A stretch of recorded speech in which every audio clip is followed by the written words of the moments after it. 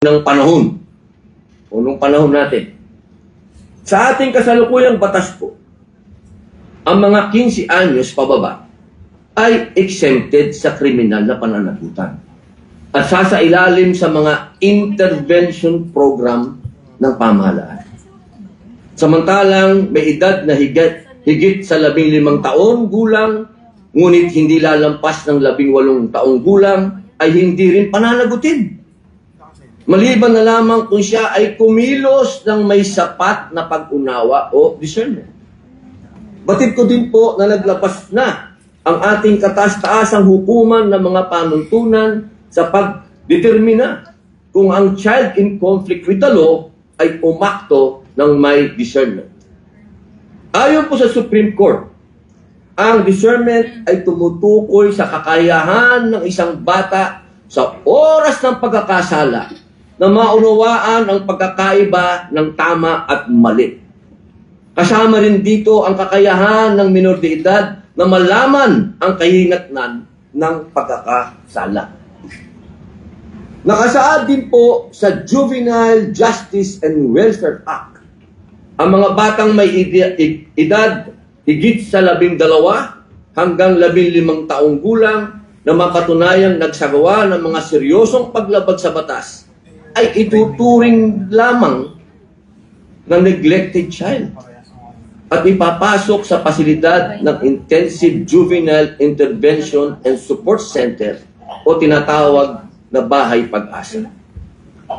Ginoong Tagapangulo, saganang akin lamang po naman.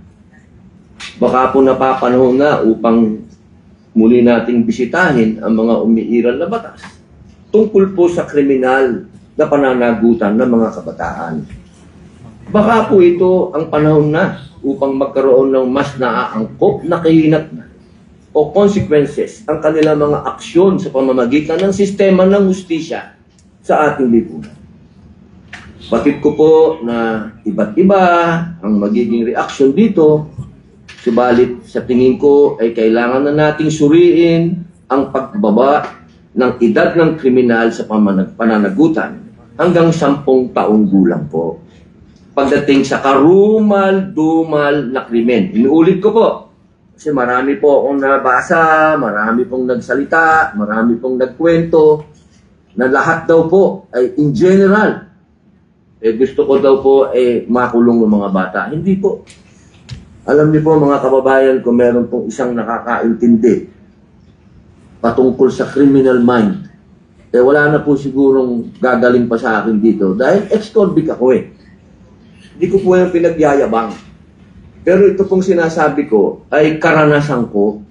Hindi ko po ito nabasa sa libro, hindi ko po ito natutuhan sa teacher, hindi ko po ito na kausap lang ang isang tao o 2 tao, 3 tao. Ako po ay nakulong mismo sa populasyon ng bilangguan. Marami din pong nakulong dyan, pero hindi naman nakulong sa bilangguan talaga, nakasama ka sa populasyon. Ikaw mismo ang nandun, nakikita mo yung mga tao, 24 hours, 7 days a week, kasama mo ang mga bilanggo.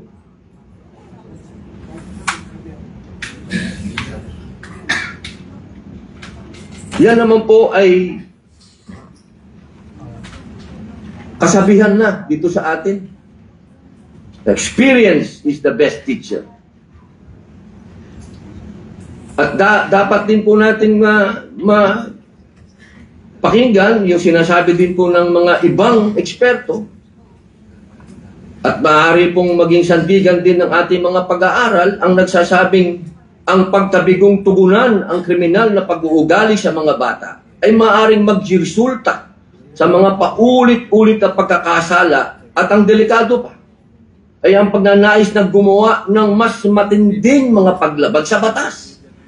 Habang nalalaman nila na sila po ay hindi mananagot sa batas.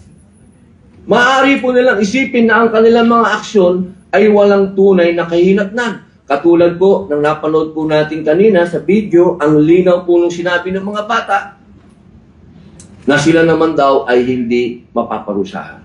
Ginoong Tagapangulo, kaya naman ang inyong lingkod ay naghain ng panukalang batas.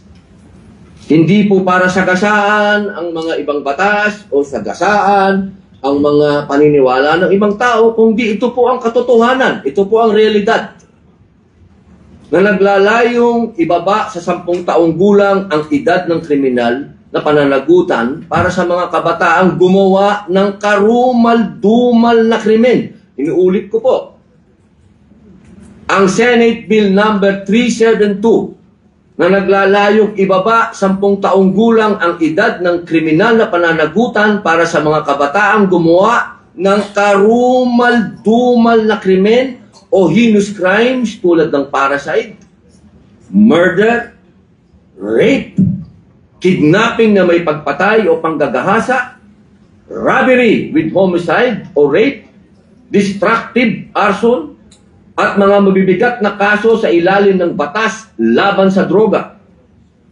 Hindi po ito para sa karaniwang paglabag, kung saan ang iiral pa rin ay ang kasalukuyang probisyon ng batas hinggil sa mga magkakasala na edad 15 hanggang 18 years old. Kung ito'y mahirap pag-usapan, mas mahirap pong pakinggan ang iyak ng mga biktima at pamilya na hanggang ngayon ay humihingi ng hustisya.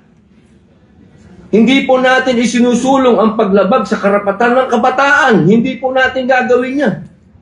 Pero hindi na rin po natin pwedeng ipikit ang ating mga mata sa katotohanang may mga kabataang kayang magplano at magsagawa ng kahindik-hindik na krimen.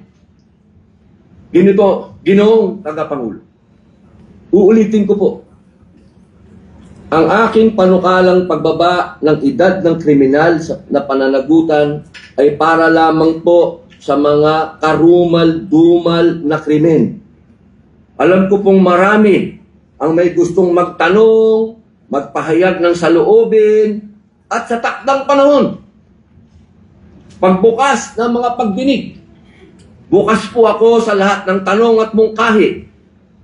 Sa ngayon, patuloy din pong nag-aaral at nangangalap ng datos ang aking tanggapan. Ako din po ay lubos na naniniwala na sa pangunguna ni Senador Alan Peter Cayetano bilang tagapangulo ng Senate Committee on Justice and Human Rights, ang naturang panukalang batas ay masusing matatalakay batay sa mapagkakatiwalaang datos at sa paraang ganap at naaayon sa itinakdang proseso ng legislation.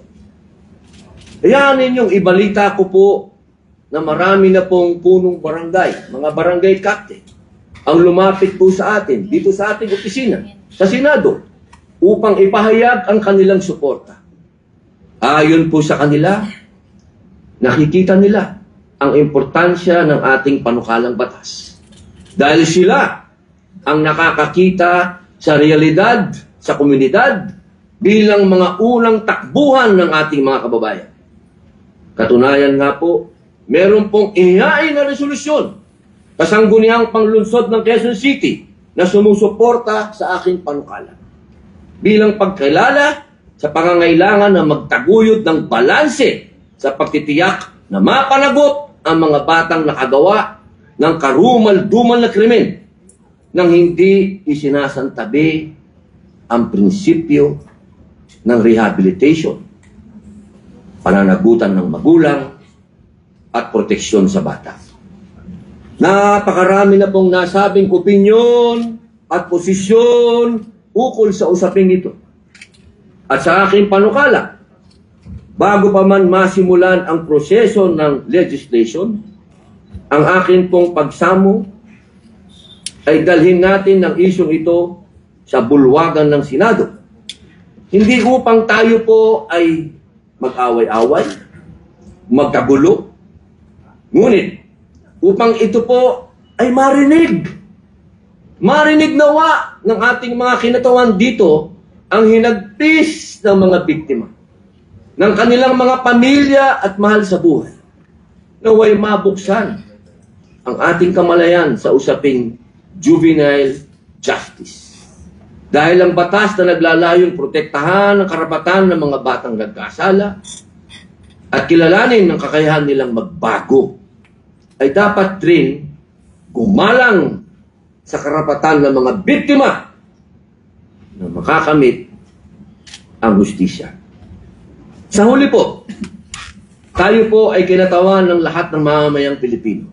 Bilang mga mambabatas, hindi naman po siguro magiging kalabisan kung bibigyan natin ng pansin at tugon ang nakakabahalang paksa na ito. Lalo't ang mga nabigiging biktima ay mga pangkaraniwang tao, not those who live in the perfect world. Maraming salamat po, Ginoong Panginoon. Thank you, Senator Padilla.